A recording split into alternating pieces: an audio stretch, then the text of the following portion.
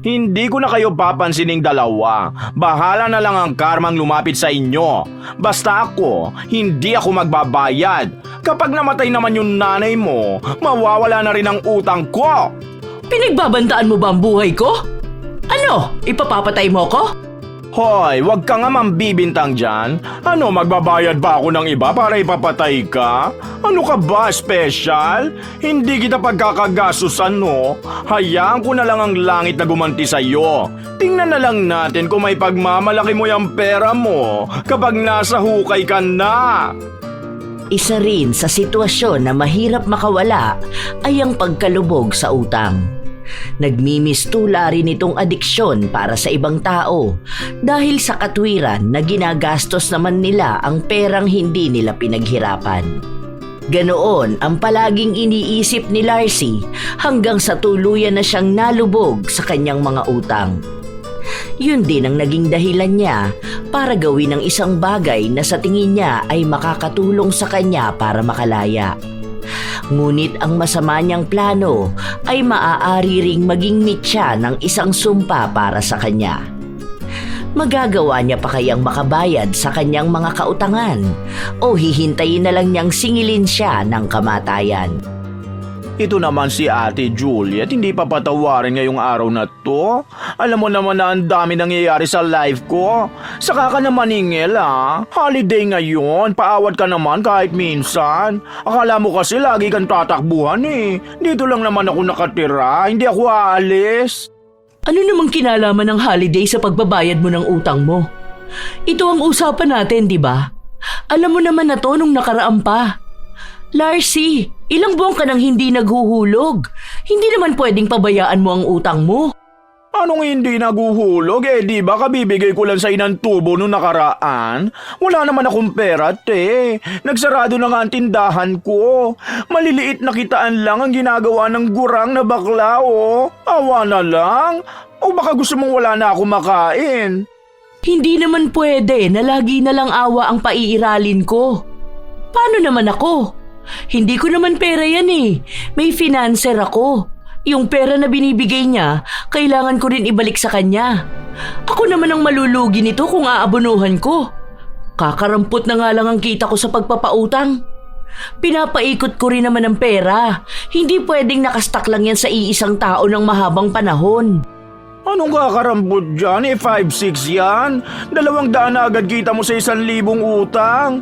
Mababa na ang 5K na pautang mo sa isang tao. Ano ba naman? Napatawad mo na yung sa akin, di ba? Babayaran naman kita kapag nagkapera na ako Pambili lang ng pagkain na meron ako. Baka naman kapag binayad ko pa sa'yo, mamatay naman akong mulat ang mata. Ano? Akala mo ata sa akin lahat yun? Mas malaki naman ang binabayad ko sa financer. Hindi pwede yang hayaan. Inutang mo yung pera na yan. Dapat lang nabayaran mo yan. Ito na naman tayo sa pahirapan kang singilin Buwan na nga ang hulog mo, di mo pa magawa. Pero nakikita ko ang mga post mo sa Facebook, panay kagala. Last week nasa Palawan kayo. Nakita ko yung mga picture mo, nasa eroplano pa kayo. Mano sana na ibinayad mo na lang yun sa akin para sana makaulit ka pa kung sakaling uutang ka. Hindi ko naman pipigilan ang gala mo Ang sa akin lang, alamin mo naman ang responsibilidad mo sa utang mo. Pati ba naman post ko sa Facebook, papakialaman mo pa? Malamang nagliliwaliw lang yung tao. Stress ako sa buhay. Siguro naman hindi ka bawasan sa pera mo, magpakasaya ako, di ba? Saka libre yun ng mga kaibigan ko. Nag-ambagan sila para sa akin. Hindi naman ibig sabihin na nagmamayaman ako sa Facebook. Pwede mo na yung punahin kapag hindi ka makasingil sa akin. Huwag naman ganun. Hiwalay naman ang social life ko dyan sa utang, no? Kasi naman, kailangan ko talaga nung pera. Kailangan ko pa bang isa-isahin sa'yo lahat? Kapag lumalapit ka sa akin, hindi naman tayo ganitong sapilitan.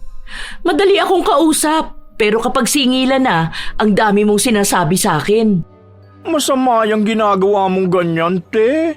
Baka naman karmahin ka niyan sa ginagawa mong panggigipit sa tao. Hindi ako nanggigipit, naniningil lang ako. Nung nangungutang ka, ang dami mong pangako sa akin. May sinasabi ka pang malupit na racket na gagawin mo. Nasaan na yun? Bakit ngayon na nagkakasingilan na dinadaan mo ko sa karma? Hindi ba ikaw dapat ang makarma? Dahil sa panay ka utang, hindi ka naman marunong magbayad. Over ka naman sa karma. Kumato ka nga dyan. Kakatakot yan. Umihiling ka ng masama sa kapwa mo. Basta hanggang sa linggo pagbibigyan kita. Ayoko ng tubo lang ang ibibigay mo sa akin. Kailangan ko yung mismong pera dahil ako ang masisira sa financer ko kung hindi ako makakapagbigay ng pera sa kanya. Usapan na natin ha. Sumunod ka naman. Hindi yung maniningil pa magmamakaawa. Ito naman, akala mo hindi magkakilala eh. Sige na, magbigay ka naman ng palugit. Malapit na ang birthday ko, ano na namang ipangahanda ko? Yung mga barkada ko nagpapalibre pa sa akin. Kita mo na? Iba ang priority mo kasi. Dapat palagi mong unahin ang utang mo kaysa sa pagpapabida mo sa mga barkada mo. Basta. Sawa na ako sa panay nalang pasensya. Bayaran mo ako para tapos ang usapan natin. Hindi na ako naghintay pa na magsalita si Larcy. Umalis na ako dahil may mga kailangan pa akong singilin. Itong pagpapautang ng 5-6 ang masasabi ko na isa sa mahirap na gawin. Dahil meron talagang mga tao na magaling lang kapag nangungutang pero pahirapan na kapag singilan. May mga responsable namang mangungutang na sila na ang kusang nagbabayad. Pero mas marami pa rin ang naghihintay na singilin. Ang iba, kapag pinahihirapan ako sa pagbawi ng pera, hindi na sila nakakaulit na umutang sa akin kahit paanong drama nila sa buhay. Gabi na nang ako'y makauwi sa bahay. Naabutan ko ang bunso kong anak na nagluluto. 2 na lang kaming magkasama sa bahay dahil yung 2 ko pang anak meron ng mga asawa. Ang asawa ko naman, matagal nang sumakabilang bahay. May sarili ng pamilya. Nay, paluto na to.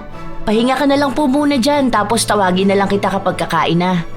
Si Ate Virgie po pala galing dito kanina, naghulog siya. Andyan po sa taas ng aparador nilagay ko. Inipit ko po dun sa may yung notebook na blue. Hay, mabuti pa yun si Virgie, hindi na kailangan pa singilin. Siya na talaga yung kusang nagbabayad ng utang. Ganun yung mga magandang pautangin eh. Tumutupad sa usapan, hindi gaya nung iba na idadaan ko pa sa paawa o kaya sila pa ang magagalit. Si Larcy po ba nasingil nyo na? Balita ko galing yun sa galaan ah. Tapos nagmamayaman na naman sa mga upload niyang pictures. Meron pa kahapon, nasa fine dining kumain. Meron pang nalalaman na feeling blessed. Yun na nga ang sabi ko sa kanya, pero wala namang nangyari. Ang daming sinasabi sa akin. Hindi ko pa nakukumpleto yung pera na ibibigay ko sa financer. Ang dami ko pang di nasisingil. Ang dami nilang paawa sa akin eh. Kahit naman anong gawin ko, alam ko na hindi ko sila mapipilit. Dapat po yata itigil nyo na yan. Bitawan nyo na yung mga pautang-utang na ganyan. Kasi kayo lang ang nahihirapan dyan eh. Nagkakaroon pa kayo ng kaaway. Yung iba naman kasi hindi makaintindi. Hindi marurunong magbayad. Magaling lang kapag utangan. Paano naman yung mga tao na lumalapit sa akin at humihingi ng tulong? Minsan kasi nakakaawa rin sila, lalo na kung emergency, tapos wala man lang silang malapitang tao. Kilala na ako rito sa atin bilang nagpapa 5-6 talaga. Ilan na ba ang natulungan ko dahil din sa ganitong pautang? Malaki rin ang tulong nito sa atin. Pero masama rin po kasi ang tingin ng tao sa mga ganyan, Nay. Saka po pautang kasi yan na may tubo. Aminin na natin na malaki naman talaga ang tubo sa 5-6. Basta ako, hindi ako sang-ayon sa mga ganyang utangan. Sa una lang naman niya nakakatulong sa tao, pero sa huli mababaon lang din sa utang. Hindi naman ako yung mga nagpapautang na grabe din. May konsiderasyon din ako sa mga tao, no? Saka sila ang kusang lumalapit sa akin. Bago ko sila pautangin, alam na nila ang kwentahan ng tubo. Sadyang may mga tao lang talaga na hindi rin kayang mabuhay na walang utang. Kahit na walang katuturan ng gagawin, talagang magagawa pa rin umutang. Basta po kapag may trabaho na ako, dito ka na lang sa bahay. Ayoko ng ganyan na nagpapautang ka. Pwede naman pong ibang negosyo naman ang gawin nyo. Yung madali lang din naman na dito lang kayo sa bahay. Ibang negosyo, tapos yung mga tao uutang din.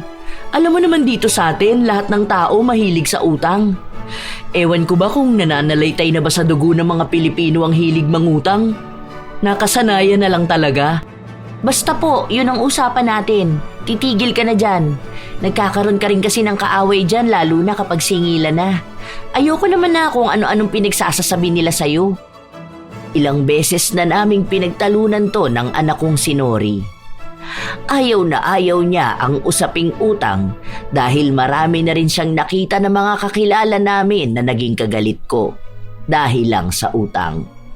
Hindi ko naman kasalanan na kailangan kong maningil dahil una sa lahat, ginastos nila ang perang hindi naman sa kanya. Anong aasahan nila doon? Malamang kailangan nilang bayaran yon pabalik. Hindi naman yon donasyon. Sa paglipas ng mga araw, nakasigil na rin ako kay Larcy. 2 buwang hulog ang ibinigay niya sa akin. Kahit na may samaan ng loob siyang iabot ang pera sa akin, tinanggap ko pa rin yun. Naglibot pa ako sa ibang may utang sa akin at katulad sa mga dating pangyayari. Samot-saring dahilan at paliwanag ang natanggap ko mula sa kanila kung bakit hindi pa sila makakapagbayad sa akin. Isang hapon, habang nagpapahinga ako sa bahay, biglang dumating si Larcy at umiiyak. Sige na, 50K ang need ko. Kailangan operahan ng tatay ko. Wala naman ako ibang malapitan. Tapos yung mga kapatid ko naman, wala mga pera. Alam mo naman yung mga yun mga hampas lupa din gaya ko. Ang baba pa ng sahod sa probinsya namin. Sige na, para sa buhay ng tatay ko, maawa ka naman, te. Buhay na ng tao yun. Magkano pa ba ang balance mo sa akin? Nasa 30K pa yun, bakla. Hindi ka na nga nakakahulog sa akin eh. Kung uutang ka pa, papalo na ng humigit kumulang 100K ang dapat mong bayaran sa akin. Saan ka naman kukuha ng perang ipambabayad mo, Aber? Kung sa hulugan nga hindi ka na makausad, sa ganyan pa kayang halaga. Yung kapatid ng tatay ko, hinihintay lang mabenta yung lupa niya sa Texas, tapos uuwi ng Pilipinas. Sabi niya sa akin, kung may mauutangan nga kami, tapos siya na lang ang magbabayad. Sinubukan ko naman maghanap, pero walang kaya magbigay ng ganong halaga. Yung mga kaibigan ko naman, may mga pinagkakagastusan ngayon. Promise, te, isettle ko ng buo yung utang ko. Babayaran ko talaga, hindi na hulugan. Talagang promise, Pexman, mamatay man. Kahit dagdagan mo pa ng tubo. Kung ayaw mo ng 5'6", gawin na nating 5'7". Need na need lang talaga ng tatay ko. Delikado kasi talaga ang kalagayan niya eh. Kung matatagalan pa ang operasyon niya, baka hindi ko na siya makita pa. Paano naman ako makakasigurado na babayaran mo nga yan? Ako rin kasi ang natatakot. Hindi mo naman ako masisisi kasi kilala na kitang makunat magbayad eh. Kung hindi ka papipilitin, di ka naman nagkukusang magbayad. Kulang na nga lang lumuhod ako para lang sa bayad mo. Okay, sige, ganito na lang. Ikaw na lang munang humawak ng ATM ko. Diyan pinapadala ng tita ko ang pera. Kapag nagpasok na siya ng pera, ikaw ang kumuha para kunin mo na rin yung bayad sa utang. Sasabihan na lang kita kapag nagpasok na siya. Inaayos na kasi yung papers para sa lupa niya Totoo ba yung mga sinasabi mo? Baka mamaya dinadaan mo na naman ako sa mga salita mo, ha? Di ka pa rin pala talaga naniniwala sa akin? Ito, message niya sa akin. Basahin mo, nandito lahat ng usapan namin. Pati na rin usapan namin ng kapatid ko sa kalagayan ng tatay ko. Namamaga na nga rin itong mga mata ko, kakaiyak ko. Kasi wala talaga ako mahagilap na taong tutulong sa akin. Feeling ko nga mababaliw na ako. Kaso wala pa akong hawak ngayon. Bukas ko pa makukuha ang pera. Ire-request ko pa yun sa financer. Kailangan niya pa munang ihanda ang pera. Kung sakali man, tanghali pa bukas, pupuntahan ko pa sa bahay nila. Sigurado ka dyan sa sinasabi mo, ha? Huwag mo naman akong lokohin tapos idadahilan mo pa ang tatay mo. Ito, picture ng tatay ko na nasa ospital. Kanina ba sila tawag ng tawag sa akin? Aburido na nga ang utak ko eh. Gusto ko na nga bumuka ka kung saan para lang may makuhang ipadadala sa kanila. Tingin mo ba gagamitin ko pa ang kalagayan ng tatay ko? Buhay na niyang nakataya rito. Kahit naman ako nahihiya na sa paglapit sa iyo eh. Pero sa totoo lang, ikaw lang talaga ang may mabuting puso na madaling makausap. Oo na, sige na, naniniwala na ako sa'yo. Basta siguraduhin mo to ha.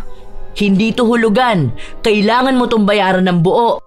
Ay, maraming salamat, te. Hulog ka talaga ng langit. Kung kani-kanino na ako lumapit, ikaw lang ang nakatulong sa akin. Salamat talaga. Oo, promise ko yan sa'yo na buo ang ibabayad ko.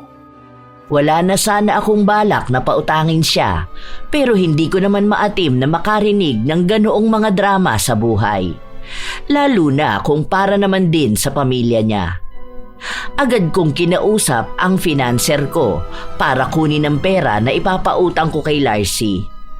Kinabukasan, bumalik siya sa bahay namin at doon ko ibinigay ang perang inuutang niya. Umiiyak pa siya sa harapan ko dahil sa labis na pagpapasalamat. Naiintindihan ko naman siya dahil buhay nga naman ang kanyang ama ang nakasalalay sa pera na yon. Pero hindi naman niya ako dapat pasalamatan ng ganon dahil kailangan niya pa ring bayaran ang utang niya sa akin. Hindi ko napansin na nakita at narinig pala ng anak ko ang naging usapan namin. Alam ko sa mga tingin niya na tutol siya sa ginawa ko. Dahil ilang beses na niya akong sinabihan na wag na ngang kumuha pa ng dagdag pera sa financer. Dahil kapag nagkataon, ako naman ang malulubog sa utang. Mamaya nagpapaawa lang yun eh. Para naman pong hindi nyo kilala yung bakla na yun. Lahat na yata ng klase ng drama na sabi na nun para lang makautang sa inyo. Hindi lang naman kayo ang inuutangan nun. Narinig ko nga yung balita na nagsanlayo ng ATM tapos hindi niya tinubos. Wala naman palang pumapasok na pera doon dahil wala siyang trabaho. May ipinakita siya sa akin at yung tatay niya nga ang nasa ospital. Nakakaawa naman kasi yung tao. Paano kung kailangan talaga niya ng pera, di ba? Paano kung nagmatigas ako tapos hindi na isalba ang buhay ng tatay niya? Baka habang buhay akong habulin ng konsensya ko. Paano po kung hindi naman totoo? Siya ba hahabulin ng konsensya niya kung ikaw ang sisingilin ng financer mo dahil sa utang niya? Ako naman ang nasa-stress sa mga pinagagagawa niyo, Nay. Magtiwala na lang tayo. Hayaan mo na. Alam ko naman na babayaran niya ang utang niya. Hindi ko siya titigilang singilin hanggat hindi niya na ibibigay sa akin ng buo ang perang hiniram niya. Panay na lang magtitiwala. Kaya ka naloloko ng mga nangungutang sa'yo eh, kasi po panay tiwala sa kanila ang ginagawa niyo. Sa sobrang tiwala niyo sa kanila, ayun, hindi na kayo kinakausap. Hindi tumigil si Nori sa pagpapaalala sa akin na singilin si Larcy. Ilang araw lang din naman ang lumipas. Nabalitaan ko na bumili ito ng bagong refrigerator. Narinig ko pa na may kamahalan yun. Bigla ko na lang naalala na nangutang siya sa akin para sa pagpapa-opera ng tatay niya. Tapos nagawa niya pang bumili ng mamahaling gamit. Agad akong nagpunta sa bahay nila para makibalita. Totoo nga, dahil sa tapat pa talaga ng pinto niya nakalagay yung refrigerator para siguro mas madaling makita ng mga kapitbahay niya. Nakibalita pa ako dahil kilala ako sa lugar namin bilang maniningil ni Larcy. Nagtanong ako sa kanila kung may nasagap ba silang balita tungkol sa tatay ni Larcy. Alam ko kasi na magaling ang mga tsismosa sa lugar na ito, kaya kaya nilang makibalita kahit na hindi si Larcy ang tinatanong. Doon ko nalaman na matagal na raw patay ang tatay ni Larcy. Hindi ko naman sinabi sa kanila na may ipinakita itong litrato sa akin, pero sila ang nagkwento na dati raw may nanugod kay Larcy dahil sa utang nito at ang idinahilan niya ay ang inutang nitong pera para sa operasyon ng kanyang ama. Hindi ko napigilan ang sarili ko na sugurin siya. Dahil kung ano ang kwento nila, ganun-ganun din ang nangyari sa akin. Larcy! Lumabas ka nga diyang bakla ka! Lumabas ka dyan! Oh, ano na naman ba yon? Bakit ba pupunta ka lang dito sa bahay ko? Magsisisigaw ka pa ng ganyan. Gagawa ka pa ng iskandalo, nakakahiya naman sa mga kapitbahay. Sinungaling ka! Ang sabi mo nasa ospital ang tatay mo? Ano? Kailan mo balak bayaran ng buo ang utang mo? Ito ang ATM mo na mukhang peke rin. Ang kapal ng mukha mong umutang nang wala ka man lang pambayad! Maghintay ka na lang kung kailan ako magkakapera. Akala mo naman tatakbuhan ko eh. Yang utang ko, sakto lang naman yon sa mga kinikita mong patubo dyan sa 5-6 mo. Kung makarya ka naman dyan, akala mo aping-api ka? Ang dami mong pera dyan. Kapag hindi mo ako binayaran sa susunod na Lunes, sa barangay tayo magkikita. Ang kapal ng mukha ng baklang to. Kung makautang akala mo may ipinatago sa akin, iiyak-iyak ka pa dyan dahil ayaw mo pang mamatay ang tatay mo. Anong klaseng anak ka para bastusin mo ng ganyan ang sarili mong ama? Wala akong pakialam sa'yo.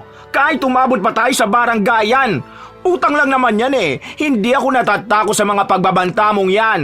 Sige, kung saan ka magiging masaya, then go! Basta hindi mo ako mapipilit na bayaran ka. Lalo na kung wala naman akong hawak na extra money. Nagmamatapang pa siya ngayon. Siya na nga ang may kasalanan, siya pa ang nagagalit sa akin. Maling-mali talaga na naawa ako sa kanya. Ang lakas ng loob na gumamit ng ibang tao. May paiyak-iyak pa siya sa akin. Ilang beses ko siyang kinausap at pinuntahan sa bahay niya pero nagmamatigas siyang bayaran ako. Panay siya sabi na maghintay ako. Ano namang hihintayin ko sa kanya kung alam kong wala naman siyang pagkukunan ng pera na ibabayad sa akin. Ang dami ko pang naririnig na may iba siyang utang sa mga kapitbahay namin at kahit sa tindahan. Lubog na siya sa utang. Dahil ayaw niya akong kausapin ng maayos, umabot na kami sa barangay. Pinatawag ko siya para doon namin pag-usapan at magkaroon ng kalinawan kung kailan nga ba niya ako balak na bayaran. Ipapahiya mo talaga ako rito? Kahit naman anong gawin mo, wala rin naman ako may pambabayad sa'yo. Maghintay ka kung kailan ako magkakapera. Huwag mo kong i-pressure ha? Kung makakaipon ako ng ibabayad sa'yo, then magbibigay ako. Kung wala, edi wala. At talagang sa akin ka pa magagalit ngayon? Nagmagandang loob na nga lang ako sa'yo dahil sabi mo baka mamatay ang tatay mo. Yun pala, matagal na talagang patay. Ang laki ng utang mo sa akin. Baon na baon ka na. Hindi lang naman sa akin eh. Kilalang kilala ka na sa atin bilang pala utang na di naman nagbabayad. Tapos sobrang yabang mo pa. Aba, mahiya ka naman sa mga sinasabi mong yan. Gahamang ka na nga magpatubo dyan sa 5-6 mo. Tapos kung makapagsalita ka pa, akala mo kung sino ka? Kilabutan ka, matanda ka. Hindi mo madadala sa hukay ang perang tinutubo mo sa pautang. Kahit saan tayo makarating, maling-mali ang ginagawa mo. Mas malaki ka pa maningil kaysa sa bangko eh. Kung ano-ano pang paninira ang sinasabi mo sa akin. Sira na ang mental health ko dahil sa'yo. Sa totoo lang pwede kitang kasuhan dyan sa ginagawa mo. Alam kong hindi ko madadala sa hukay ang kahit na anong meron ako. Pero ikaw, madadala mo hanggang sa impyerno yung utang mo. Ang kapal ng mukha nito. Ako pa ang dapat mahiya, samantalang ikaw nga itong may ginagawang katarantaduhan. Hindi na matahimik ang kaluluwa ng tatay mo. Gamit na ng anak niya sa panloloko. Ako pa pala ang magkakaroon ng kaso? Aba, alam mo, hindi na dapat tayo aabot sa ganito kung matino ka lang kausap eh. Ayoko rin napapahiya ako sa harapan ng ibang tao. Ah, talaga? Bakit galit na galit ang matandang yan? Akala mo naman aping-api ka masyado? Hindi mo rin naman perang ipinapautang mo. Hindi ko nga pera, pero nakapangalan sa akin. Kailangan mong magbayad. Nipisan mo naman yung kakapalan ng mukha mo. Tingnan mo, buhay ka pa, nahuhulas na yung mukha mo. Sige, asarin mo ako, hindi kita babayaran. Hindi mo naman ako pwedeng ipakulong kasi bawal din ang ginagawa mong pagpapa 5-6 na yan, no? Walang nakukulong sa utang, kaya hindi mo ako pwedeng pilitin. Hayaan mo kung kusang magbayad sa iyo. Nagpatuloy ang sagutan naming dalawa.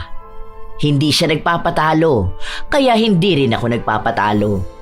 Kailangan kong ipamukha sa kanya na utang niya yon at wala siyang ibang magagawa kundi ang bayaran ako. Hindi ko rin naman pinupulot ang pera. Kapag ako naman ang ginipit ng financer ko, wala naman siyang magagawa.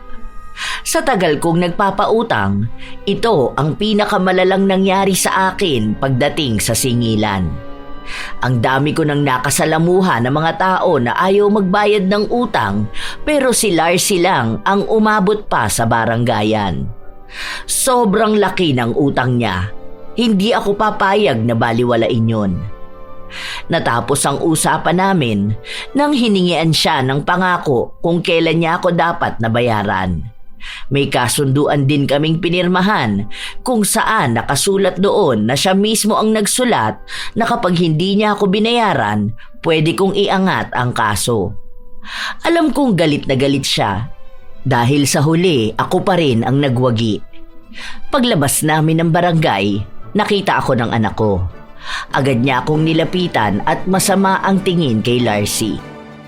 Aba, ayusin mo yan tingin mo sa akin, bata. Huwag mo ko mamalditahan dahil mas maldita ako sa iyo. Huwag mo ipagmamalaki sa akin yan nanay mo. Baka pagbuhuling ko pa kayong dalawa, mga buwisit kayo. Mas maldita ka nga, hindi ka naman marunong magbayad ng utang mo. Wala ka nang pakialam sa utang ko, ha? Wala ka pang alam sa ganito. Ayan, diyan ka sa nanay mo kumampi para paglaki mo, manahin mo ang kasamaan ng ugali niya. Ang kaswapangan niyan sa paniningil ng utang. May future ka para sa pagpapa 5-6 na yan. Maldita ka rin eh. Una dyan, dapat masama ang ugali mo para kapag maniningil ka, hindi ka makukonsensya. Bagay na bagay sa'yo. Ngayon pa lang alam ko na rin maitim yung budhi mo. Huwag mo ngang pagsalitaan ng ganyan ng anak ko. Hindi naman siguro kasalanan ng ibang tao na ganyan ang ugali mo, no? Na hindi ka naman talaga marunong magbayad ng utang mo. Huwag ka na po masyadong magalit, Nay. Baka mapano ka pa. Wala namang maitutulong yung thunders na bakla na yan. Baka mas matuwa pa yan kapag napahama ka. Ay, attitude talaga si bata. Wow, manang-mana sa ina niya. Talaga? Buti na lang bakla ka kaya wala kang anak. Walang magmamana sa pagiging palautang at manloloko mo. Matanda ka na, mag-isip ka naman. Matuto kang mahiya at magbayad ng perang ginastos mo. Uutang-utang ka tapos di ka magbabayad. Tapos kapag sa social media mo feeling blessed ka? Anong blessed doon? Ang perang utang mo? Flex-flex ka pa ng mga bago mong gamit tapos iiyakan mo lang sa paawa ang mga pinagkakautangan mo. Hindi ko na kayo papansining dalawa. Bahala na lang ang karmang lumapit sa inyo. Basta ako, hindi ako magbabayad.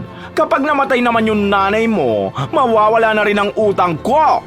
Pinagbabandaan mo ba ang buhay ko? Ano? Ipapapatay mo ko?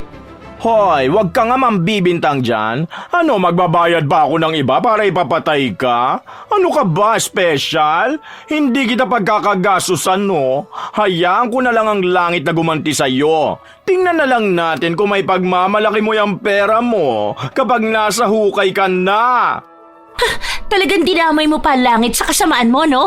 Kapag may masamang nangyari sa nanay ko, alam ko na agad kung sinong gumawa nun. Ikaw at ang demonyong sinasamba mo! Ay, na-stress naman ako sa inyo. Bahala na nga kayo dyan. Magsama kayong mag-inang mga tsaka ang face at mga attitude. Che! Hindi man lang natutong magpakumbaba si Larcy. Siya pa talaga ang naging matapang. Dahil sa nangyaring baranggayan, naging laman kami ng mga bulong-bulungan sa paligid.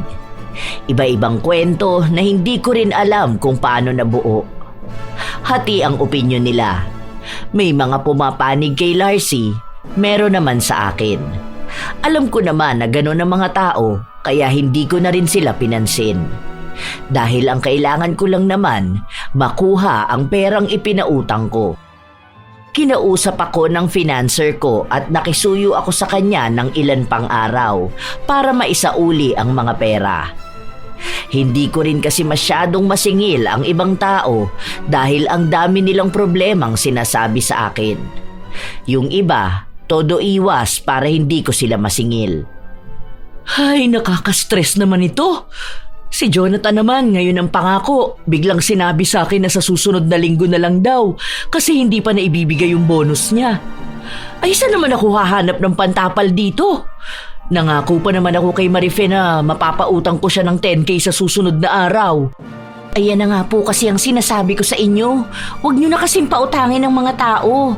Nagpapadala kayo sa iyak-iyak nila. Pautangin niyo yung mga nagbabayad talaga. Hayaan niyo magalit ang iba.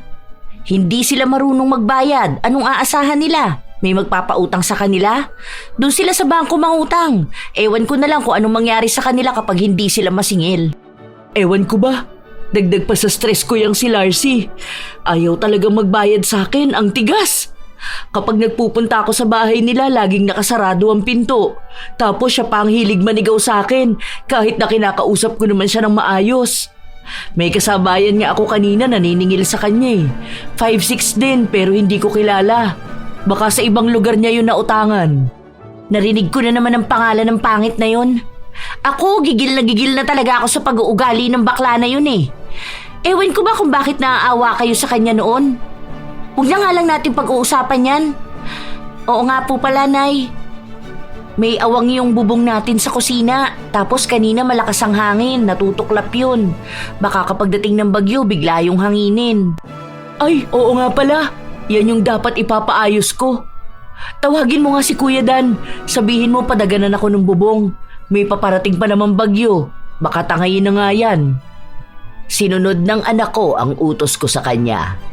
Habang inaayos ang bubong sa kusina, kinukwenta ko kung magkano ang perang hawak ko. Sa linggo pa ako magbibigay ng pera sa financer ko, kaya kailangan kong makolekta ang iba pang utang para mabuo ang hulog ko sa kanya. 4,000 pa ang kulang at bukas may sisingilin akong 2. Kapag nagbayad sila, sapat na yon para sa magiging panghulog ko. Kinaumagahan, sobrang lakas ng ulan dulot ng bagyo. Hindi kaagad ako makalabas dahil ang taas na rin ang baha. Naghihintay lang akong tumila ang ulan para makapaningil na. Kain na po tayo, Nay. Bakit kanina ka pa po tingin ng tingin dyan sa bintana? May hinihintay ka po bang dumating?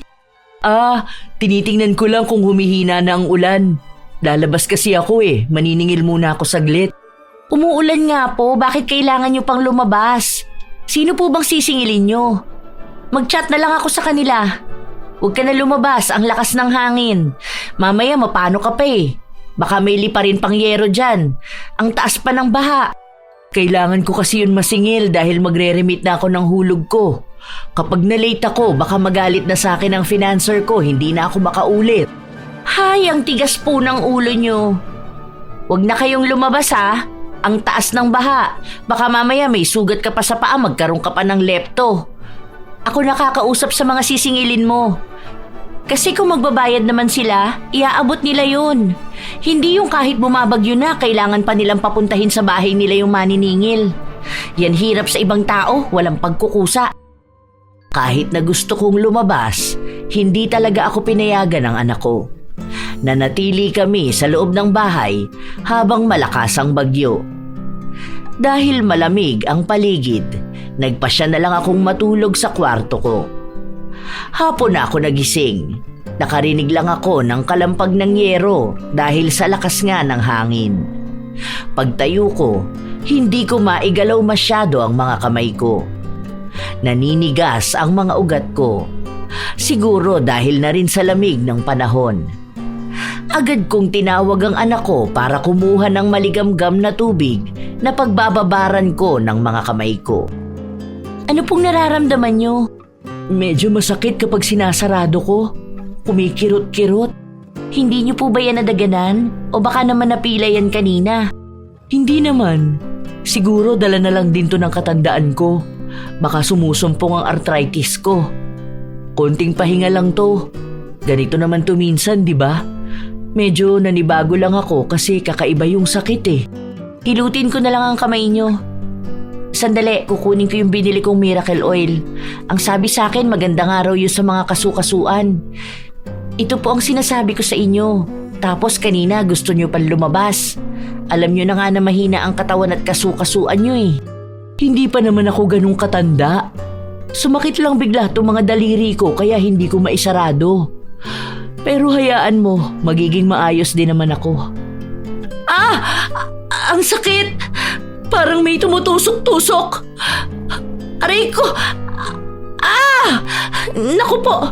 Teka lang, sandali, kukuha ko ng gamot. Ano ba nangyayari sa inyo, Nay? Ngayon lang ako nakaramdam ng ganitong sakit. Noon naman, sumasakit ang mga daliri ko pero hindi ganito. May kakaiba akong nararamdaman na pati kalamnan ko naaapektuhan. Halos maiyak na ako sa sakit. Tinulungan ako ni Nori na uminom ng gamot dahil hindi nga ako makahawak ng kahit na anong gamit. Hinilot niya rin ang mga daliri ko. Pero hindi niya mahuli kung saan ba ang masakit kasi maging ako, hindi ko matukoy kung saan nga ba banda. Matapos niyang mahilot ang kamay ko, pinalot niya ito ng tela para kahit paano raw maiiwas sa lamig ng panahon. Inasikaso niya rin ako at maging pa ako nilagyan ng medyas. Dito ka na lang po muna, huwag ka na magpunta sa labas ha. Ako na magdadala ng pagkain dito. Mas malamig kasi doon, baka biglang sumakit na naman yung mga daliri nyo.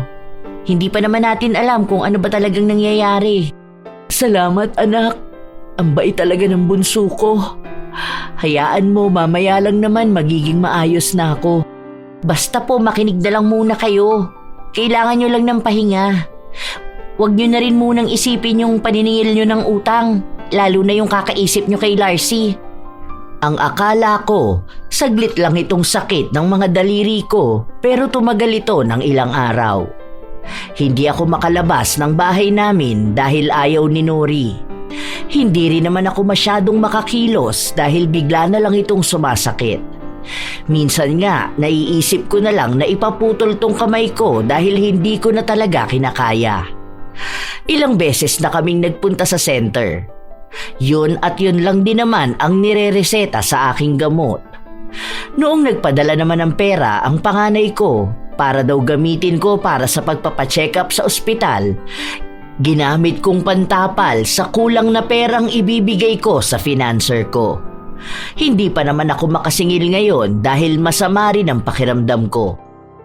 Anak, pasuyo nga ako. Pumunta ka kina Judith at dun sa bahay na pink. Dapat nung nakaraan pa yun maghuhulog sa akin, hindi naman nagbigay. Tanong mo kung magbabayad na sila. Paalala mo lang kamo. Kung meron naman na, kunin mo na ang pera. Pagkabukas ni Nori ng pinto, nakita naming naroon si Larcy at parang kararating niya lang din. Gusto yatang makibalita sa nangyayari sa akin.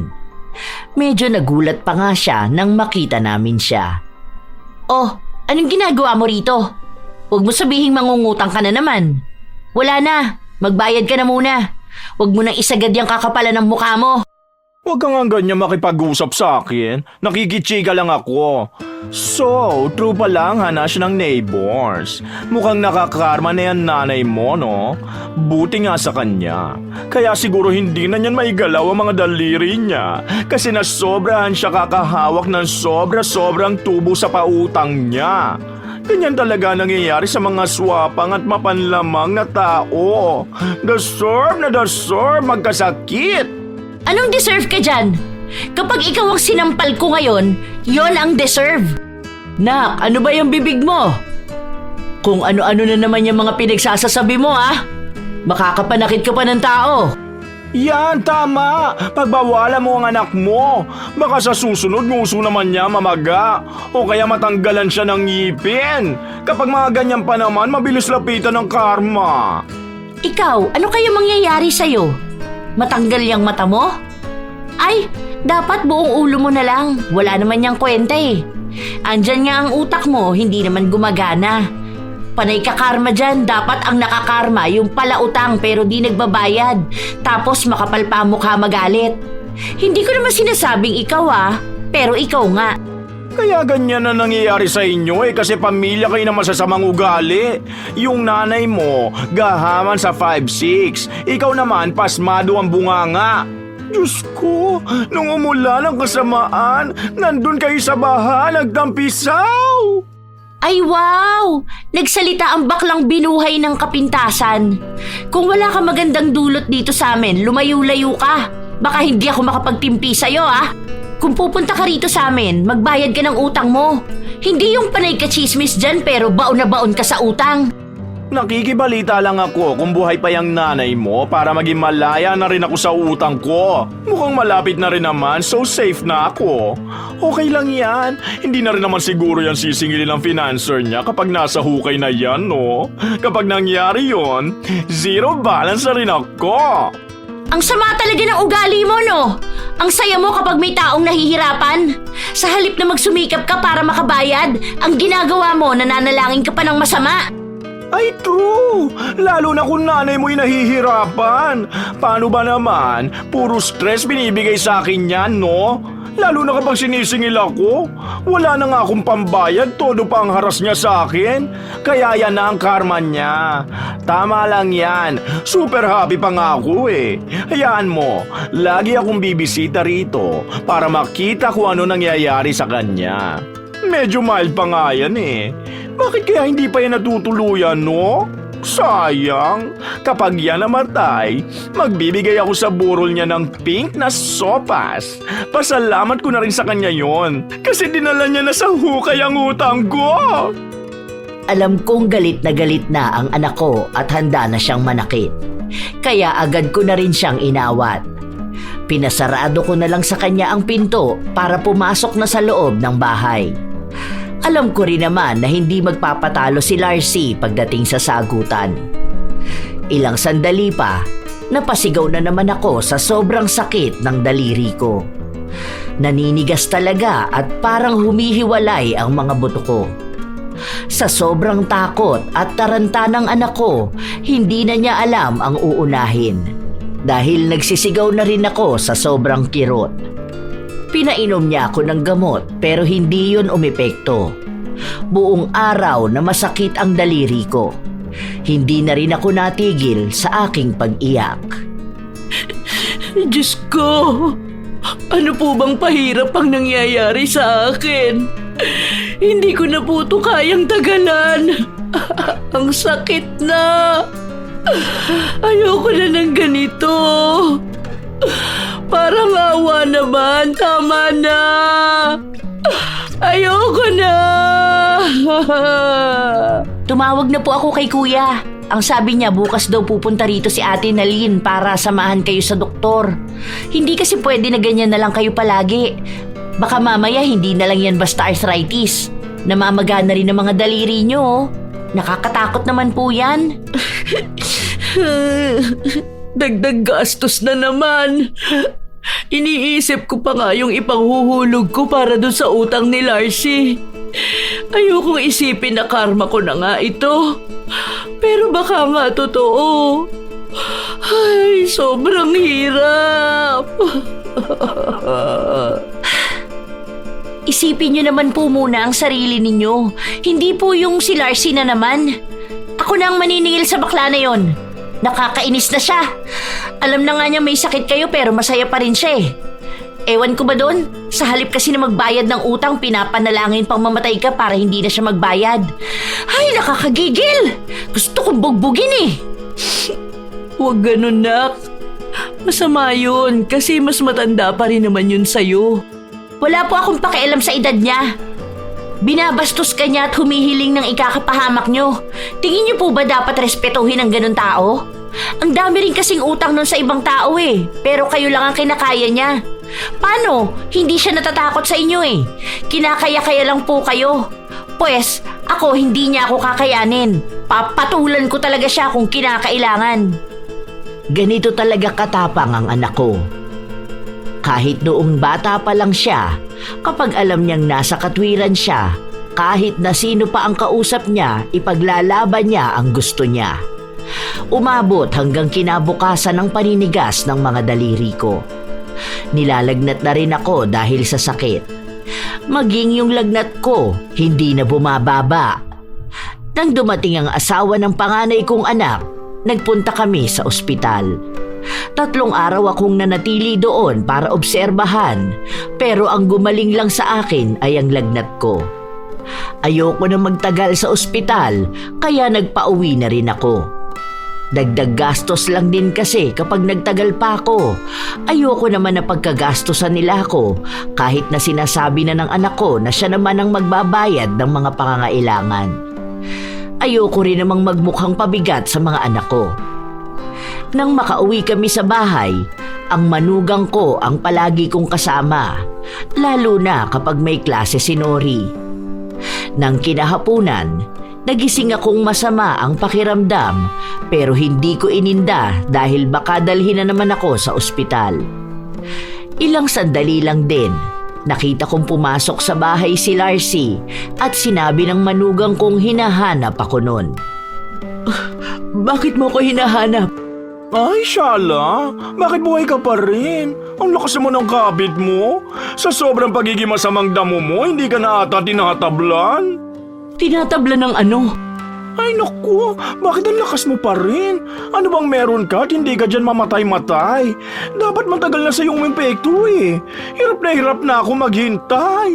Pabalik-balik na ako rito pero wala man lang magandang balita. Bakit mo ba ako hinihintay na mamatay? Ano bang kasalanan ko sa'yo? Malaki ba ang magiging ginhawa sa buhay mo kapag nawala ako sa mundong to? Ay aba, oo, malamang mawawala na rin ang utang ko kapag nawala ka, no? Ang dami mo ng istorbo sa akin eh. Masyado kang papansin, kaya dapat mawala ka na sa mundong ito. Ewan ko ba kung bakit ayaw ka pang sunduin ni kamatayan? Hindi naman dapat ganyan eh. Dapat una pa lang, wala ka na rito sa mundo. Tapos makikita ko na ganito na kaunting paghihirap lang ang meron ka. Ano bang meron sa iyo? Ngayon naniniwala na ako na ang masamang damo matagal mamatay. Bakit sa akin ka nagagalit kung may utang ka? Hindi ba't sarili mo ang dapat mong sisihin dahil hindi mo alam kung paano maging responsable sa paghawak ng pera? Ginagastos mo ang pera ng ibang tao. Tapos sa halip na ibalik mo ng maayos, hihilingin mo pang mamatay na lang sila? Dahil ang mga gaya mong tao, mga abusado sa kapwa. Ako pa talaga ang naging abusado? Hindi ko naman kayo pinilit na mangutang sa akin ah. Ako ang takbuhan nyo kapag walang-wala kayo. Kapag may emergency kayo, agad akong nagbibigay. Hindi yun pang-aabuso. Ang pang-aabuso, yung hindi ka na nagbabayad ng utang mo, humihiling ka pa ng masama sa kapwa mo. Huwag mo na ipagtanggol pa ang sarili mo. Basta ang gusto ko lang makarma ka na. Malapit na yan, nakikita ko na. Hindi ko lang alam kung ano bang kababalaghan ang ginagawa mo. Kung bakit hanggang ngayon nabubuhay ka pa. Umalis na rin siya kaagad matapos niyang sabihin sa akin yon. Hindi ko maikakaila na sumakit ang dibdib ko dahil sa mga salitang sinabi niya sa akin. Alam ko naman na minsan nagiging malupit at mahigpit ako sa mga taong sinisingil ko ng utang, pero hindi naman siguro dapat umabot sa punto na parang ako lang ang may kasalanan. Ilang beses ko rin namang ginustong itigil ang pagpapautang, pero ang mga tao ang kusang lumalapit sa akin. Hindi ako mabuting tao, pero hindi ko rin naman maatim ang mga humihingi ng tulong sa akin. Hindi ko rin naman kasi pera ang ginagamit na pangpautang sa kanila. Matapos ang naging pagtatalo namin ni Larcy, inapoy ako ng lagnat. Hindi lang mga daliri sa kamay ko ang nanigas, pati na ang buo kong katawan. Kung sakali man na mawawala na ako, anak, mag-aral kang mabuti ha. Huwag mong sasayangin ang pagpapaaral sa'yo ng mga kapatid mo. Mahal na mahal ko kayo. Bakit naman po ganyan kayo magsalita? Hindi naman kasi kayo mamamatay eh. Laban lang po. Gumagawa naman na ng paraan si kuya para madala ka sa mas magandang ospital na makakakita talaga ng totoo mong sakit. Hindi ko alam kung hanggang kailan pa ako makakaranas ng ganitong klaseng sakit. Basta, maging handa na lang din kayo. Kasi sa ganitong kalagayan ko, alam ko na malapit na ako. Ang mahalaga sa akin, napalaki ko kayo ng maayos. Mag-iingat ka palagi, anak. Ayoko. Hindi po yan. Gagaling ka niyan. Lagi lang tayo mag-pray. Naniniwala po ako na magiging maayos ka rin.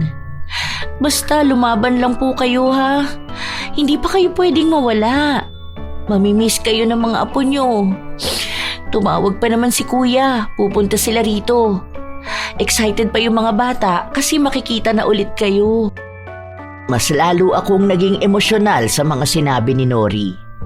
Kahit na ayoko pa namang mawala, kung yun na talaga ang mangyayari sa akin, wala na akong magagawa pa. May oras naman ang bawat tao at baka ito na rin ang sa akin. Hindi ko na rin kasi kaya itong sakit na nararamdaman ko. Dagdag pa na para na akong pabigat sa aking pamilya. Sa paglipas ng mga araw, wala pa ring nagbabago sa kalagayan ko. Masakit ang bawat parte ng aking katawan at inaapoy ng lagnat. Hindi na bumababa. Isang araw, habang binibihisan ako ng manugang ko, narinig ko ang pagmamadali ni Nori na umuwi sa bahay. Ano ba't nagmamadali ka? Mamaya madapa ka pa dyan sa labas, magkasakit ka pa. Sinabi ko naman sa'yo na mag-iingat ka palagi, di ba? Nay, alam ko na kung bakit ka nagkakaganyan. Yung kaklase ko, naikwento ko yung nangyayari sa'yo at sabi niya, baka raw pinakulam ka ni Larcy. Ano ba yung mga pinagsasasabi mong pinapakulam? Hindi ko akalain na naniniwala ka sa mga ganyang bagay. Hindi naman totoo yung ganyan. Wala naman pong mawawala kung maniniwala tayo, di ba? Kasi ganyan-ganyan daw ang nangyari sa tita niya 2 years ago. Yung tita niyang yun dating nagpapautang, tapos suki raw si Larcy. Ngayon, nung umutang si Larcy ng malaking pera, bigla na lang nagkasakit ang tita niya, tapos namatay. Dapat nga raw ipapa-albularyo pa nila yun eh. Sinundo pa nila yung albularyo, pero huli na ang lahat pagdating nila kasi namatay na. Mukhang ganun ang ginagawa ni Larcy sa mga pinagkakautangan niya, lalo na kapag hindi na niya kayang magbayad. Meron ba silang patunay na si Larcy nga ang gumawa? Paano kung katulad ko na matanda na at may sakit? Baka naman napagbintangan lang. Halata naman po may balak yung baklang hukluban na yun eh. Wala silang patunay pero narinig daw nila na si Larcy ang huling nakausap nun at nagtatalo sila dahil walang maibayad si Larcy. Sinabi rin na kapag namatay na siya, hindi na kailangan ni Larcy magbayad pa. Tapos bigla ko naalala yung sinabi niya sa'yo. Sanay na ata magpakulam yun eh. Mas magandang maagapan na kaagad natin yan bago pa lumala ng tuluyan. Hindi ko na napigilan ng anak ko na gawin ang gusto niya. Hindi naman ako naniniwala na may totoong kulam. Pero dahil mapilit si Nori, hinayaan ko na lang siya. Nawala rin naman agad sa isip ko yun dahil sa sobrang sakit ng katawan ko. Maging sa paghinga ko, para bang may pumipigil. Pinipilit ko na lang lumaban at hindi ako nawawala ng oras sa paghingi ng awa sa Diyos. Parang may limitasyon lang ang paghinga ko. Hindi na rin ako nakakatayo. Kapag pinauupo nila ako, pakiramdam ko natatanggalan ako ng buto sa likod. Sobrang hirap. Hindi lang ako ang nahihirapan sa nangyayaring ito, pati na rin ang mga nag-aalaga sa akin. Ilang beses din ako nagpasalamat na mabait talaga ang manugang ko dahil wala man lang akong naririnig na reklamo sa kanya kapag inaalagaan niya ako. Matapos kong kumain ng kakaunting lugaw dahil hindi ko nga malunok, narinig ko ang boses ni Lori sa loob na para bang may kaaway. Pwede ba? Huwag kang abang ng abang sa bahay namin. Para sabihin ko sa'yo, buhay na buhay ang nanay ko. Ano? Hindi ka makapaniwala, no? Yun bang mga nauna mong pinakulam? Mabilis mo lang ba silang napatumba? Hoy, wag mo nga ako akusahan ng mga ganyan. Walang iyakang bata ka. Hindi ako lumalapit sa mga mangkukulam. Akala mo yata hindi malalaman ang ginagawa mong kasamaan eh. Mabait na nga sa'yo ang nanay ko, ganun pa ang ginawa mo. Ito ang sinasabi ko sa'yo, bakla ka ha. Darating na rin ang karma mo. Ang dami mong sinirang buhay dahil lang dyan sa pagka-addict mo sa pangungutang. Cancer ka ng lipunang to. Ang mga nagpapautang na mataas magpatubo ang tunay na kanser. Ganyan sa nanay mo. Panapanahon lang ang pagbawi ng karma. Panapanahon ka pa diyang nalalaman. Sunog na sa impyerno yung kaluluwa mo. Akala mo ba walang balik sa'yo yung mga ginagawa mo sa ibang tao? Kaya pala ang lakas ng loob mong umutang. Ipapapatay mo pala sa kulam ang mga pinagkakautangan mo. Napakasama ng ugali mo! Oh, ano naman kung ganun nga ang ginagawa ko, ha? Wala ka naman pakialam. Kung gusto mo, ipakula mo rin ako. Tapos unahan kami ng nanay mong mamatay. Ayan, inamin mo na nga ang ginagawa mo. Bakit naman kita ipapakulam? Bahala na lang ang Diyos na maningil sa'yo. Hindi lang pera ang utang na dapat mong bayaran. Ang dami mong kasalanan. Hayaan mo, darating din ang araw na lahat ng taong ginawan mo ng masama, babalikan ka. Usigin ka naman ng konsensya mo. Inutusan ko ang manugang ko na awatin niya ang dalawa at papasukin na sa loob si Nori. Alam ko na marami ng mga tao ang nakakarinig ng awayan nilang yon. Ang mga kapitbahay pa naman namin, abang na abang sa kaguluhan ng buhay ng iba. Sumunod naman din si Nori, pero pagpasok niya sa bahay, kitang-kita ko ang gigil niya kay Larcy. Umamin na siya na ganun talaga ang ginagawa niya. Buwisit na bakla na yun eh. Bakit ba may mga taong ganun? Ang kapal ng mukha niya. Siya na nga ang nangungutang na di nagbabayad. Gusto niya pang makaagrabyado ng ibang tao. Sana bumalik sa kanya ng mas malala yung mga ginagawa niya sa ibang tao. Kakaibang ugali eh. Halatang pang-demonyo na. Huwag ka na makipagtalo sa kanya. Kahit naman anong sabihin mo sa tao na yun, wala na siyang ibang papakinggan. Baka madamay ka pa. Ayoko naman na ikaw ang gagantihan niya.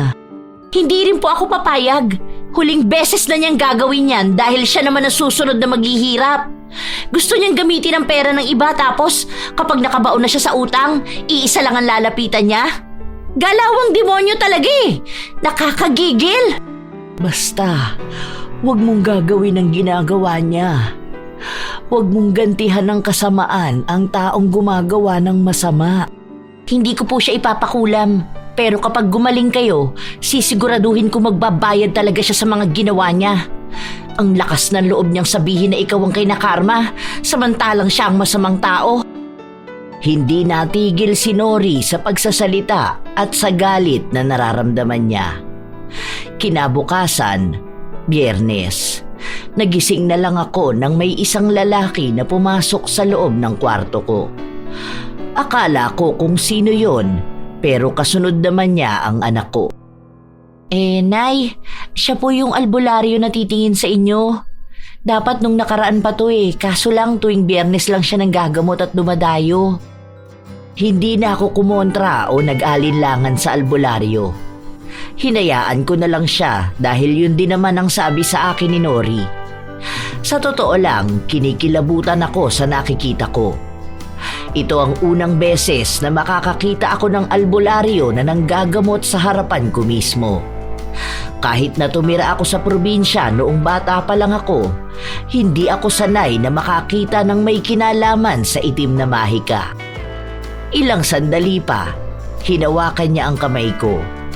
Parang minamasahe niya lang noong una hanggang sa ibinaon niya ang kuko niya sa gitna ng palad ko. Sandali lang! Nasasaktan ako! Ow! Saglit lang po yan, Nay. Kapag nawala na yung sakit na nararamdaman mo, gagaling ka na po. Hindi ko maipaliwanag ang sakit na nararamdaman ko. Pinipisil niya lang naman ang kamay ko, pero buong katawan ko ang nanginginig sa sakit. Napapaluha na rin ako at kahit napigilan kong wag sumigaw, hindi ko magawa. Naririnig ko na bumubulong ang albularyo na para bang may kausap siya pero gamit ang ibang salita. Nakapikit lang siya habang ginagawa yun. Patagal ng patagal, pasakit ng pasakit. Gusto kong hilahin ang kamay ko palayo sa kanya pero hindi ko magawa. Para bang kontrolado niya ako. Itinataas niya ang kamay ko at kapag ginagawa niya yun, sumisigaw ako sa sobrang sakit. May katagalan yun. Hanggang sa ilang sandali lang, nawala yung sakit. 2 kamay ko na ang hinawakan niya. Pinisil niya ulit ang gitnang palad ko. Kung kanina, nagwawala ako sa sobrang sakit, ngayon naman, normal na. Nay, try nyo nga po igalaw yung mga daliri nyo. Medyo nagagalaw ko na siya at hindi na masakit. Ang gaang na rin ang pakiramdam ko. Ibig sabihin po niyan, natalo na niya mangkukulam na gumawa niyan sa inyo. Maraming salamat po. Ang laki po ng tulong nyo sa nanay ko. Walang sawa rin ako nagpasalamat sa lalaki.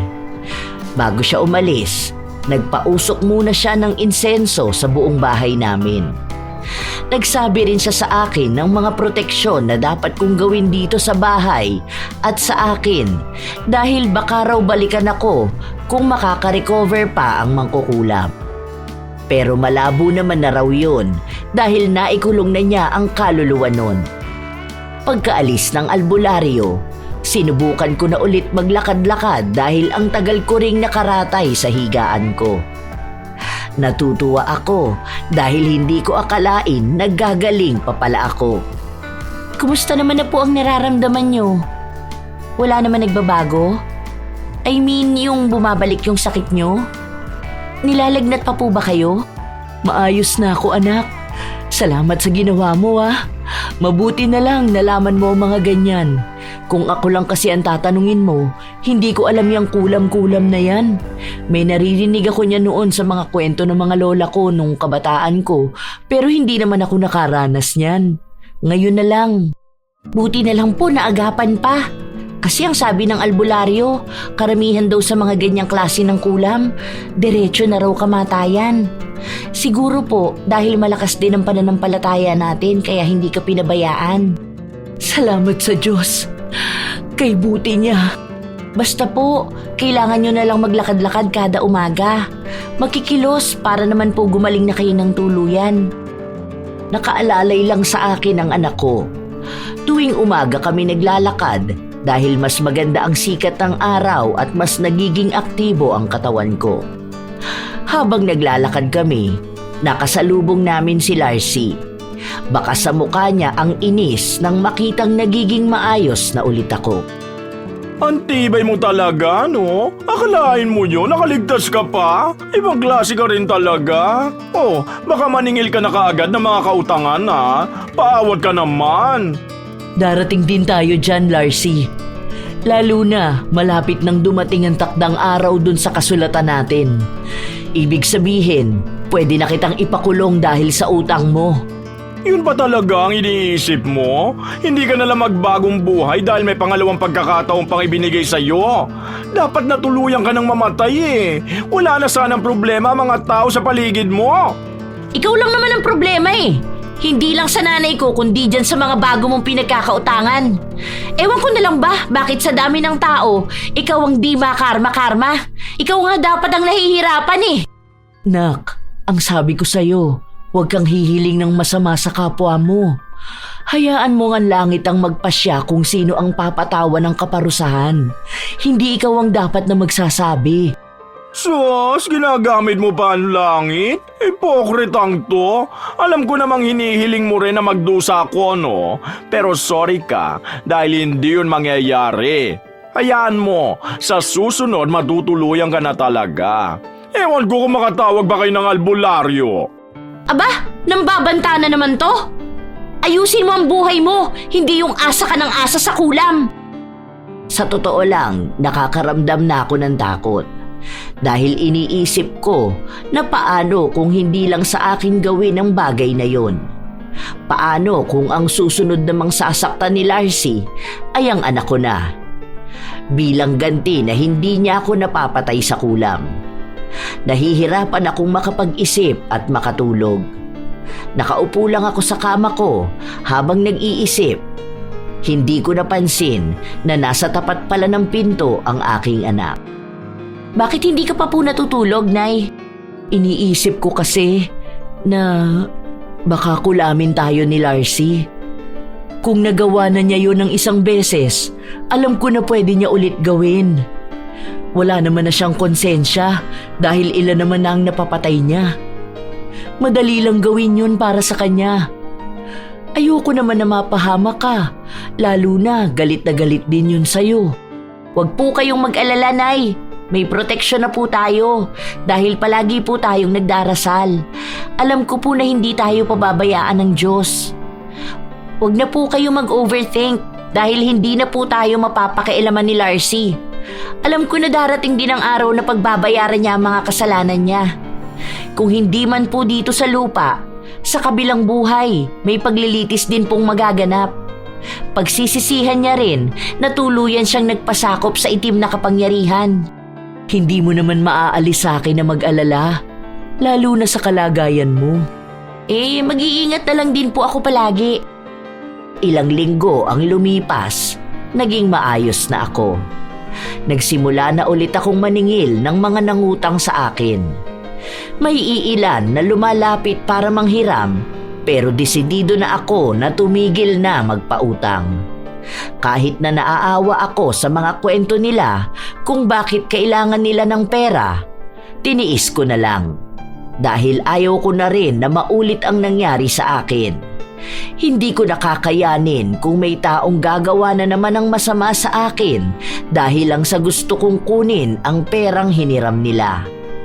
Si Larcy, hindi pa rin talaga siya nagbabayad sa akin. Hinihintay ko na lang ulit ang aming paghaharap. Ayoko na siyang pilitin. Tinutulungan na rin naman ako ng anak ko para mabayaran ang utang sa financer ko. Kapag natapos na lahat yun, hindi na ulit ako kukuha sa kanya. Dalawa na lang ulit kami ng anak ko na nasa bahay dahil kaaalis lang ng manugang ko. Sumabay siya pauwi sa asawa niya nang minsang dumalaw rito. Galing pala dito sina Ate Rina? Oo, nangungutang sa akin. Ang sabi ko, hindi na nga ako magpapautang pa. Gusto niya na mag-garantor ako dun sa financer ko, pero siya na raw magbabayad diretso. Ayoko na. Kapag kasi nagkakasingilan na, ako na naman ang masama. Baka hindi na lang si Larcy ang magpakulam sa akin. Tama na siguro yung ilang taon ko silang natulungan. Natigilan kami sa pag-uusap matapos na may kumatok sa pinto. Malakas at sunod-sunod, para bang nagmamadali. Agad na napatayo si Nori at siya ang nagbukas ng pinto. Nagkagulatan pa kami nang makita namin si Larcy. Ngayon ko na lang ulit nakita ang taong ito, pero may malaking pagbabago sa kanya. Lubog na ang mukha niya sa sobrang kapayatan. Te, maawa ka naman sa akin. Pautangin mo naman ako. Wala akong pera para magpagamot sa ospital. Kapal naman ang mukha mong lumapit dito sa amin matapos ang ginawa mo. Anong akala mo? Utu-utu kami? Ha? Gagamit ka na naman ng kung ano-anong dahilan para makautang? Ni hindi ka nga nagbabayad? Nori, dun ka na muna sa loob. Hayaan mo kaming mag-usap. Nay, huwag ka naman na masyadong mabait. Uutakan ka na naman yan eh.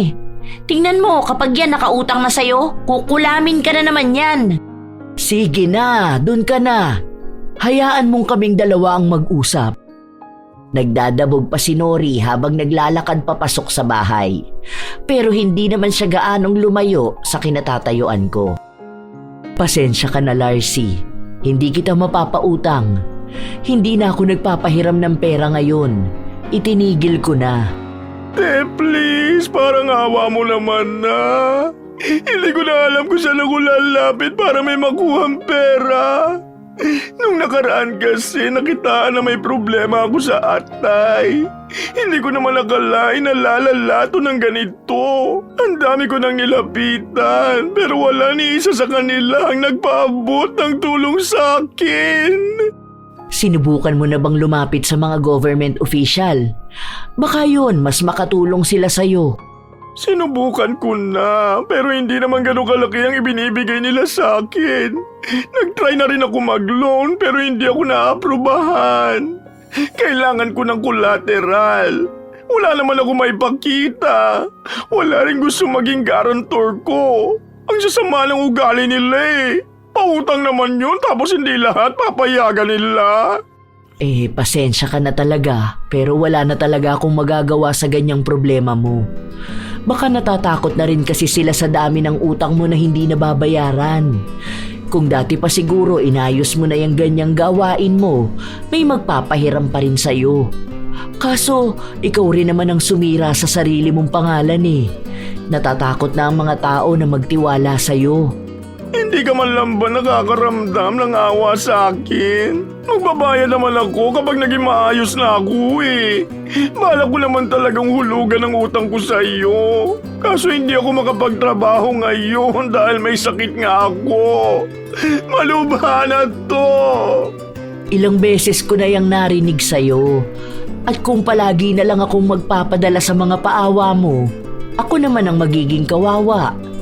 Hindi ko na ibabalik ang nangyari dati, pero alam mo kung anong ginawa mo sa akin. Ako na nga lang kamo ang taong maaasahan at malalapitan mo, tapos ginanon mo pa ako, di ba?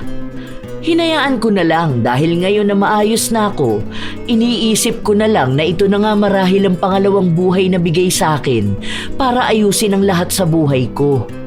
Kasama na roon ang pagtigil sa pagpapautang. Kahit na anong awa na nararamdaman ko, hindi ko nagagawin ulit ang magpahiram ng pera. Ito na nga ang panahon para magpakita ka ng kabutihan sa kapwa mo, hindi mo pa rin magawa? Wala kang pagbabago. Hindi ka naging mabuti kahit na minsan. Wala kang pagpapakatao. Yang ganyang ugali tulad ng sayo, yan yung mga dapat hindi nabibigyan ng pangalawang pagkakataon dahil mas lalo pang nagiging demonyo. Magalit ka na sa akin, pero isa lang ang masasabi ko. Hindi na ako nagpapautang. Sinaraduhan ko siya ng pinto. Nakakaawa naman talaga ang itsura niya at ang kwento niya. Pero buo na ang desisyon ko na hindi na ako maglalabas ng pera sa kahit na sino. Isipin na nilang lahat na masama ang ugali ko. Sinasalba ko na lang ang sarili ko mula sa mga posibleng mangyari. Wala akong planong alamin ang nangyayari kay Larcy, pero mismong anak ko na ang nagbabalita sa akin. Nay, yung baklang hukluban na malaki ang utang sa'yo, hinuli ng mga pulis kanina. Tapos yung mga gamit niya, kinuha nung pinagkakautangan niya. Dapat kinuha mo yung ref niya, tapos binenta mo. Yung inutang niya sa'yo, yun pa naman ang pinambili niya. Dapat gano'n na lang ang nangyari, pinadakip mo na lang. Kaya pala may nagtatanong sa akin kung kukunin ko ba yung ref ni Larcy. Gusto niyang bilhin tapos ibibigay sa akin ng pera. Hindi ko naman alam na dinakip ng pulis. Bakit daw? Scamming at estafa raw ang kaso niya. Matagal na raw yun eh, ngayon lang gumalaw yung kaso. Sobrang lala naman pala ng taong yun. Iba na yung pag-utang-utang at panloloko niya ng tao. Hindi na pang normal. Naging sakit na niya. Hay, buti na lang din. Mabibigyan na ng justice sa mga taong pinahirapan niya at niloko. Deserve niya yun. Naging maugong ang balita tungkol kay Larcy. Lahat ng mga ari-arian niya ay ibinenta at ipinamahagi sa mga pinagkakautangan niya. Hindi ko man buong nakuha ang bayad sa lahat ng utang niya sa akin. Kahit na paano ay nakatulong naman ang pera na yon para maibigay ko sa financer ko. Ilang taon din ang lumipas bago ko tuluyang naibalik ang lahat ng utang. Yung iba kasi, hindi ko na talaga nasingil dahil ayaw na nilang magbayad. Kahit pataon na ang nakalipas na hindi na ako nagpapautang, may mga tao pa rin na ako ang nilalapitan. Minsan, nauudyok akong bumalik sa pagpapautang dahil sa mga nakakaawa nilang kwento. Pero sa tuwing naaalala ko ang ginawa ni Larcy, natatakot na ako. Wala na rin akong naging ibang balita tungkol sa kanya. Ang alam ko lang ay nasa kulungan pa rin siya habang iniinda ang sakit na nararamdaman niya. Gusto ko siyang tulungan sa totoo lang, pero wala naman akong magawa dahil marahil ito na rin ang kabayaran niya doon sa mga taong niloko niya. Masasabi ko na may mali rin akong nagawa sa buhay ko dahil tunay naman na malaki ang tubuan sa 5'6". Pero sadyang may mga tao pa rin talaga na kahit alam na nilang ganon ang kalakaran sa utangan, kinukuha pa rin nila dahil wala na silang pagpipilian. Mahirap din naman kasing umutang sa bangko o ibang utangan dahil maraming proseso. Nasa pagitan palagi ng pangangailangan. Pero minsan, may mga tao talaga na katulad ni Larcy na hindi marunong magbayad. Sa katwiran na hindi naman nila pera ang ginagastos nila. Sa pagitan ng nagpapautang at umuutang, iisa ang dapat natandaan: ang pagiging responsable. Higit itong mahalaga sa mga nanghihiram ng pera dahil dapat na palaging tatandaan na ang perang inutang dapat ding ibalik. Alam ko na marami pa rin talagang kapit sa 5-6 hanggang sa panahon na ito. Pero sana, wag namang umabot na kailangan mo pang ipakulam ang inutangan para lang hindi ka na magbayad. Kung alam mo sa sarili mong masyado ka ng lubog sa utang, ugaliing gumawa ng paraan para makalaya. Hindi ang paraang ikapapahamak ng taong minsan ka rin namang tinulungan para sa problemang pinansyal. Dahil sa huli, ang anumang kasamaang ginagawa, babalik at babalik sa'yo. Huwag nang hintayin pang kapalaran na ang maningil sa pagkakautang na pilit mong tinatalikuran. Shout out sa ilan sa mga masusugid na tagapakinig ng mga istorya ni Lola Telap.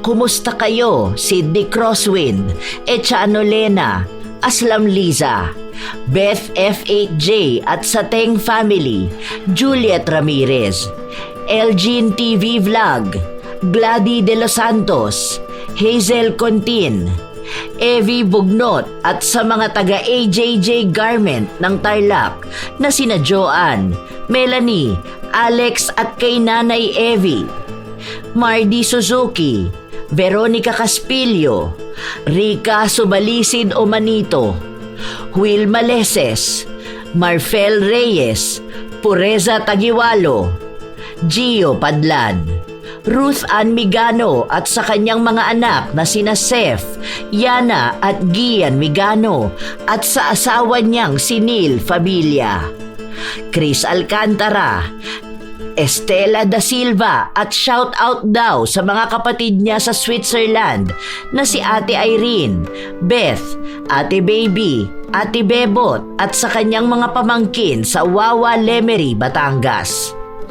Hi kina Josefina Fuelias, Maymay Paul, Violeta Largo, Marisa Villanueva, Mea Espiritu, Corazon Ingay, Edeline Sabalza, Nena Diones, Tutsi Galulan, Alma Naong, Martina Angdasan, Eliza Felias, Marlene Guevara, Maria Cristina, Lydia Lopez, Yani 89906, Bessie Tagapan, Abelita Jade, Lovely Rose Roa at sa kanyang napakagandang anak na si Princess Rain Roa D. Alawami, Tita Dagupan, Mau Mau, Jessica Rojas, Lynn Hasigawa, Cheryl Dalisay at James Cabaya Gilua ng San Pablo City, Laguna, Ana, Gracia Balitaan, Narlene Micabalo, Arlene Torquiza, Paldox, Larcy Molina, Roslyn Mangilin, Mary Ann Gabato at sa kanyang mama Mercedes Gabato, Roberto Crimen, Irene Yapana, Daisy Rotilles, Jenny Visuco, Josh D. Cute, Aileen De Guzman, Maricel Morillo, Jenny Suzuki, Kitaro Kinari, Angel Canceller, Jaja Barakiel, I Love Traveled, Maymay Hernandez, Rose Ann Rama, Roda Bieri, Nora Datumanong, Sherlyn Joseco, Lance MBB. Kumusta kayo, Christian Gonhoran, Candida de Balucos, Madel Mergal, Yang Yen Atienza at kina Lea Fe Lumanog at Fe Villafranca, Mary Jane Flores Rico, Alma Naong, Chami Cham, Sonia S., Annalyn Plopino, Robert Crimen, Danica Dulnuan, Sherlyn Joseco, Julian Soriaso, Marilyn Ramos, Ana Orada at sa kanyang mga anak na sina Althea Orada at Akisha Orada, Jocelyn Akuin Baluyot at kay Reynaldo Baluyot, Supladang Pasaway, Jeneline Mix Vlog, Rubelin Eneria at sa Eneria family, lalong-lalo na kay Runalyn Eneria. Get well soon.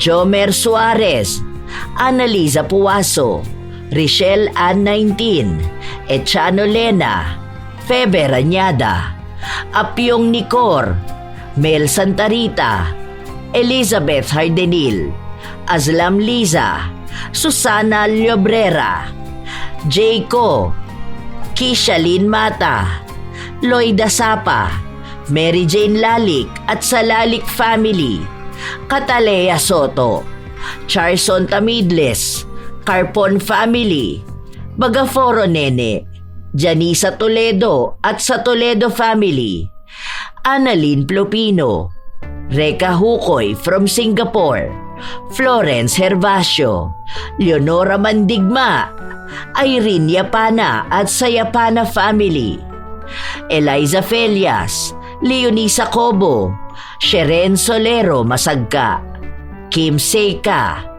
Tony Coronel at Rowena Perez ng San Rafael, Bulacan, Roxanne Gaudicos, AJ Chua ng Zambales, Raquel Hasegawa, Lance MBB, Carmela Landayan, Lydia Lopez, Mirna Alfaro, Azenar Noriv at sa Azenar Goodies.